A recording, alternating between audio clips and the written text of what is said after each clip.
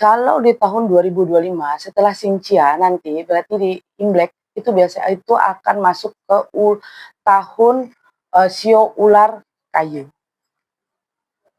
Shio ular kayu. Kalau di tahun 2025 kan berarti ini kan kayu, 2026-nya masuk ke api. Nah, jadi jawaban saya, unsur yang perlu yang akan mau ciong ya, yang kurang begitu hoki, unsur logam, unsur tanah. Unsur kayu mungkin akan dapat energi tidak begitu hoki, tapi tidak full. Tapi yang perlu diperhatikan tuh adalah unsur logam. Yang perlu berhati-hati karena tanah juga. Tapi jawaban saya tidak begitu besar ininya, tapi yang perlu diperhatikan orang unsur logam. Usaha yang mungkin dihindari di 2024 akan dinaikkan buat yang mau. Oke, jawaban saya untuk bisnis yang perlu dihindari itu kayak saham ya. Karena yang saya lihat kurang begitu oke. Nanti di tahun 2026 baru saham akan oke lagi, itu yang perlu diperhatikan. Jadi kayak bisnis yang lumayan membaik nanti jawaban saya kayak batu bara. Setelah itu kayak kelapa sawit akan mulai membaik juga. Setelah itu minyak juga oke. Setelah itu untuk perdagangan kayak baju atau apa mulai akan membaik lagi. Setelah itu kuliner juga akan membaik. Yang saya lihat seperti itu. Kalau perekonomian Indonesia sendiri ini kan baru habis pergantian presiden. Ya. Oke, untuk perekonomian di tahun 2025 jawaban saya mulai membaik pelan-pelan. Tapi tidak signifikan untuk naik, tapi mulai pelan-pelan. Karena kita di tahun 2024 kita kan keuangan tidak begitu bagus, tapi di tahun 2025 keuangan tidak naik signifikan, tapi pelan-pelan akan membaik. Itu yang saya lihat.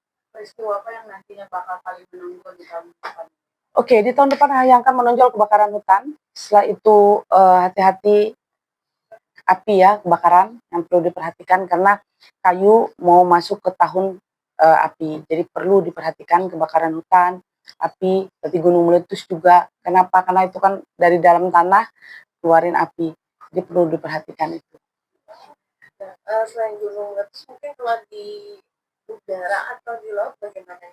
Oke, kalau di udara tentunya ada entawa, tak misekai. Ya. Oke, untuk di udara mungkin ada pesawat tergelincir atau ada musibah tapi tidak besar. Kita berdoa semoga tidak ada musibah di udara. Seperti itu. Sama juga seperti di air. Di air mungkin ada ada kapal yang mungkin akan ada kebakaran kapal, tapi semoga tidak ada jangan terlalu besar banget sih, semoga enggak. Bakal ada keberhasilan apa nih? Tadi kita udah ngomongin yang bakal terjadi, tapi keberhasilan sekarang. Keberhasilan, jawaban saya keberhasilan di tahun 2025. Oke, banyak keberhasilan mungkin kayak bisnis yang mulai anjlok di tahun 2025 mulai bisnis mereka mulai membaik, itu yang saya lihat.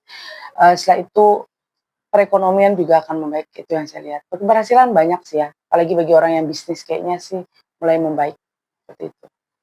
Berarti dengan presiden sekarang cukup berhasil di tahun depan. Kalau dibilang berhasil kan masih baru mau membenahi, tapi ada keberhasilan, tapi sedikit-sedikit, tidak signifikan langsung naik begitu, enggak, tapi sedikit-sedikit ada perubahan. Oke. Sekarang tentang di tahun 2025 rezeki akan mulai membaik, keuangan akan membaik, seperti itu. Dan jangan lupa, kita selalu doa, minta kepada Tuhan, minta kepada Allah Ta'ala, supaya kita diberkati.